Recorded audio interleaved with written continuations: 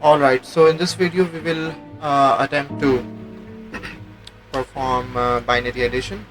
Alright, let's remind ourselves first of all that there are three primary rules for adding binary numbers. Okay, so let's look at those rules first. Let's review them first, and then after that we'll look at some example. I'm also planning to then look at the issue of overflow in this video.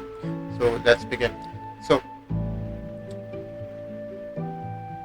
for binary addition or for subtraction, there are three rules that we need to remember.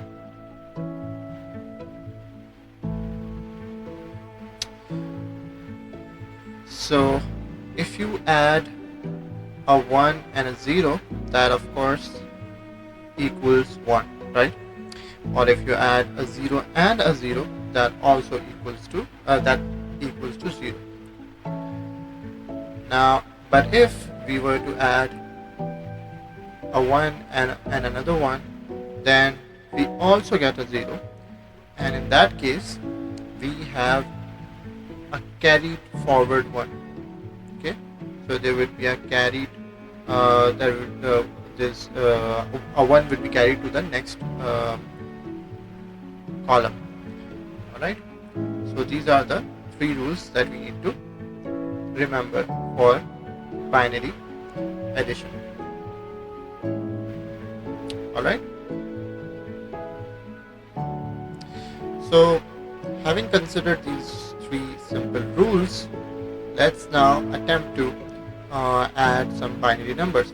Okay, the first example that we will look at will only involve positive numbers, so adding two positive numbers, for example. Alright, so let's take the example of 81. The binary representation of 81 is as follows. So we have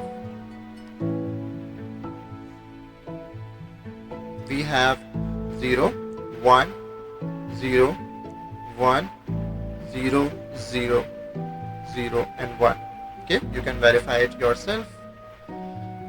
And the second number that we have is 22. Now, as we know already from our knowledge on basic arithmetic, that the answer to this should come out to be 103.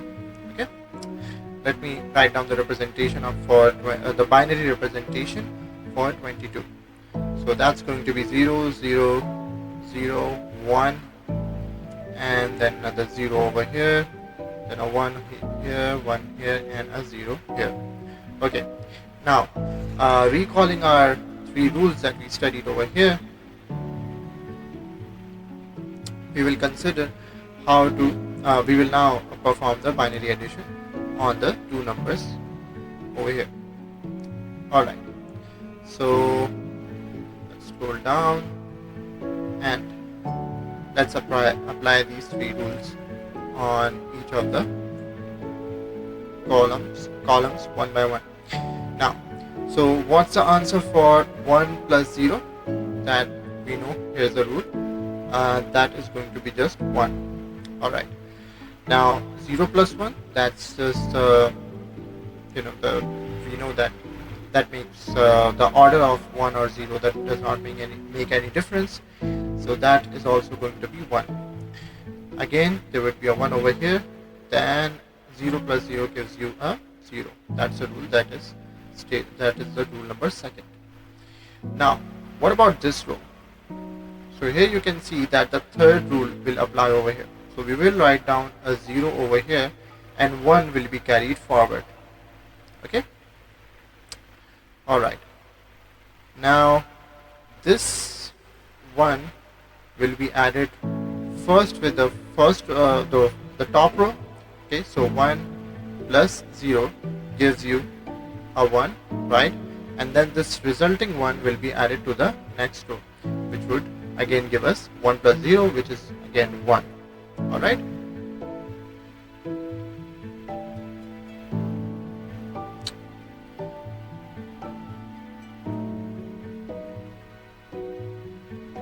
Alright, so In the next column we have 1 plus 0, which again, as we know, it's 1. 0 plus 0 is just 0. So this is the answer we are getting. Let's verify if this really turns out to be 103 or not. Okay, so this number that we have over here stands for 64. This one stands for 32, because before 64 we have 32.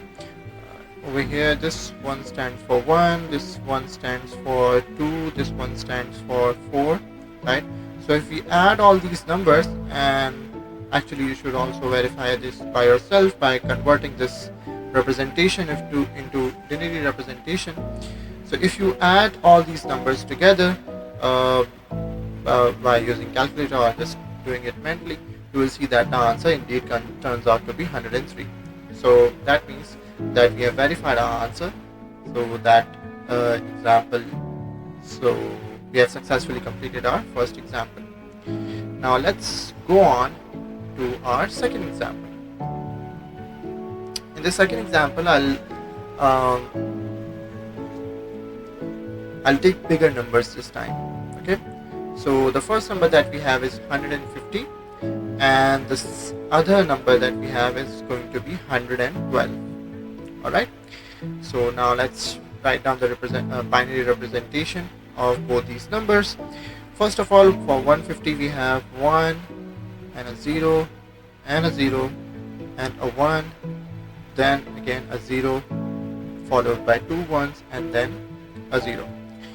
For 112 we have 0, 1, 1, 1, and then the rest of them will be 0. Alright, so we have the binary representation of each of the respective numbers that are written right in front of the respective binary representations. Let's make a line over here. Now, what was the rule? 0 plus 0 gives you a 0, right? Then 1 plus 0 gives you a 1. So again, a 1 over here, a 0 over here, and again over here you can see that we have to use the rule where when 2 ones are added, you get a 0 and 1 is carried forward. Alright, so we'll use this rule. So a 0 over here and 1 is carried forward, right? So, oh, sorry.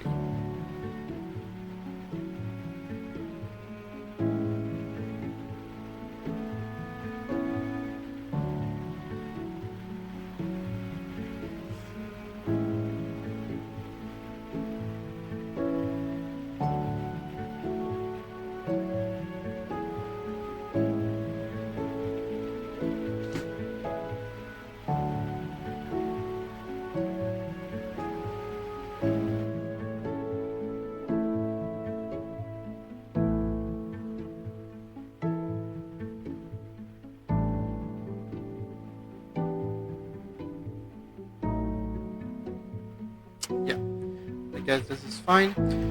Alright, so we get a 0 over here and 1 is carried forward, right? Now we will first of all add these two numbers together. So 1 plus 0 gives you a 1, right? And then again we have yet another occurrence of addition of two ones, right? So 1 plus 1 again gives us a 0, and 1 will be carried forward to this other column.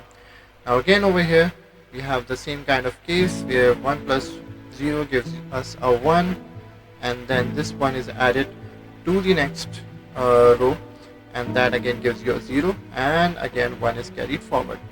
Now again 1 plus 1 gives us a 0 this time, and 0 plus 0 gives us a 0, but there was an addition of there was another occurrence of two ones getting added, right? That means there would be a carried forward.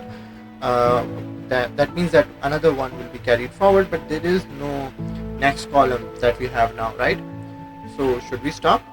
Well, I'll write down that extra one that we are getting over here, and I'll discuss that in a moment. Now we know that from simple arithmetic that the answer to to this addition of 150 and 112 is going to be 262, right? So the answer to this is going to be 262. Now if you remember our discussion on the highest and the smallest numbers that we can store in a binary in a single byte, so you would remember that the representation that we have right now, that's considering only the positive numbers. In that kind of representation, the highest number that you can save in it, so I'm talking about a case where all of the bits are just ones, all the 8 bits in the byte are ones. In that case, the highest number that you can store is 255, right? You cannot store a number that is larger than 255 because simply that's not the capacity of a single byte. Hence, when we were about to get our answer, which was 262 in this case, we had this extra carried forward 1, which had no place to keep it, which basically we could not keep it within that answer, right? Why is that? It's simply because this extra 1 that we are getting, the reason why we are getting this extra 1 is simply because in order to represent 262 in this byte, we cannot do it because 255 is the highest number that we can get, right? So we have to, this signifies that we need an extra bit at the end of our byte in order to represent perhaps a power that is higher than 2 raised to the power 7. Let's say we need a 2 raised to the power 8, right? Which basically means that we are now getting a number which is outside the capacity of a single byte. Okay, so this is this case where we are getting a 1 which is going outside of the bounds of those 8 bits. That is known as an overflow. Okay, overflow can also occur due to other reasons, but this is one of the cases where the number that we are getting as a result is so large that it cannot be accommodated within that same byte, because the largest number that we can store within a byte is 255. The answer that we must be getting in this case is 262, which cannot be represented in a single byte even if all the bits in a single byte are ones. Okay, that's why this one that we were getting, and we have no place to keep it, so that basically means that our binary addition fails in this case because we are getting this overflow. Okay, so this bit is an overflow bit. Okay, I'll write down about overflow over here.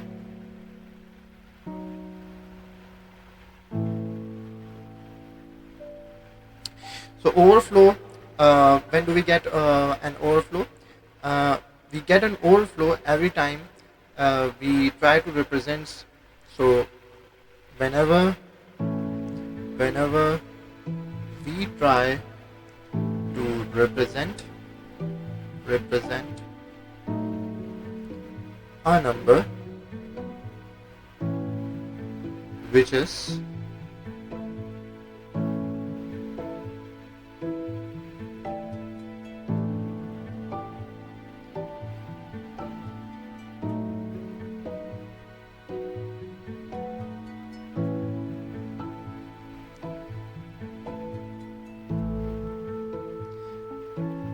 in a single